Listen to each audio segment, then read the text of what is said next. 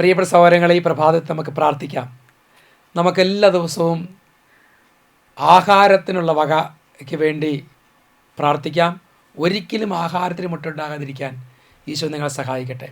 ഒപ്പം നമ്മളുടെ ചുറ്റും വിശക്കുന്നവർക്കുമായി ആഹാരം പങ്കുവെക്കാനും വേദനിക്കുന്നവരെ സ്നേഹിക്കുവാനും അവർക്ക് ആശ്വാസം നൽകാനും പരിശ്രമിക്കുക. അപ്പോൾ കർത്താവിൻ്റെ കൃപ നമ്മളിൽ നിറയും. നെഹെമ്യാ പ്രവചനത്തിൽ 8-ാം അധ്യായം 10-ാമത്തെ തിരുലിഖിതം. അനന്തരം അവൻ അവരോട് പറഞ്ഞു, നിങ്ങൾ പോയി വിഭവസമൃദ്ധമായ ഭക്ഷണവും മധുരവീഞ്ഞും കഴിക്കുക. ആഹാരമില്ലാത്തവന് ഓഹരി കൊടുത്തേക്കുകയും ചെയ്യുക. ഈ ദിവസം കർത്താവിന് വിശുദ്ധമാണ്. നിങ്ങൾ വിലപിക്കരുത്. അവിടുത്തെ സന്തോഷമാണ് നിങ്ങളുടെ ബലം. കർത്താവെ, ഒന്നിനെക്കുറിച്ചും വിലപിക്കാതെയും ആകുലപ്പെടാതെ ഇരിക്കുക.